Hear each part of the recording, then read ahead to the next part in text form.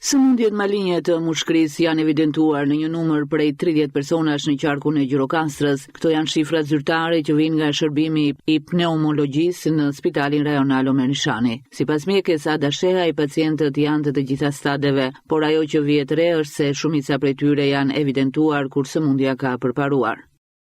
Kam evidentuar një numër të lartë të patologjive malinje të mushkërisë, pra të pulmonit, me të kartelizuar aktualisht 30 pacientë të diagnostikuar.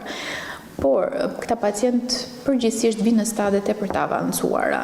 Ne kemi komunikim dhe i referojmë këta pacientë për të vazhduar më tej me skemat e trajtimit në Tiranë. Këta janë pacientë të cilët janë arritur të kapet në stadet e para, të dyta dhe të treta, në të cilët ne kemi pasur mundësi dhe kirurgjie dhe kimioterapie, dhe tani vazhdojmë ndjekjen e tyre me ekzaminime laboratorike dhe i rekomandojmë dhe ndiqemi me onkologun në Tiranë.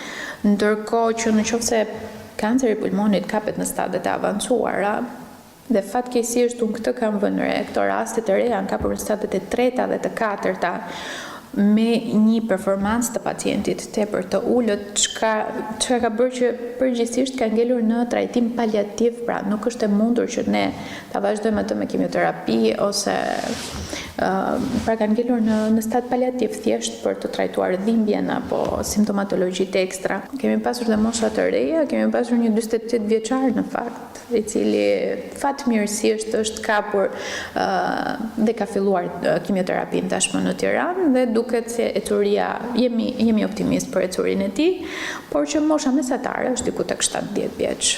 Si për çdo sëmundje, ajo që rekomandohet është kapja në kohë përmes debistimit, duke shtuar kështu shanset e trajtimit dhe jetëgjatësisë. Për të gjithë pacientët me moshën mbi 50 vjeç, të cilët janë duhanpirës, duhet patjetër të bëjnë një vizitë te pneumologu. Fillohet kudo në botë skemat e depistimit me një low dose scanner për të parë dhe për të evidentuar, për ta kapur këtë patologji në stadet sa më të hershme që dhe ne të kemi mundësira të tjera trajtimi. Sepse nëse kapet në stadet e avancuara, patjetër shkojmë drejt kimio ose shërbimit paliativ. Kanceri i pulmonit shkaktohet kryesisht nga duhani dhe ndotja ajrore. Përdorimi i duhanit është një faktor rreziku dhe rritet me numrin e cigareve që konsumohen në ditë dhe numrin e viteve të përdorimit, ndërsa ndotja e ajrit mund të rrisë rrezikun për zhvillimin e kësaj sëmundjeje, kryesisht në qytetet e zhvilluara.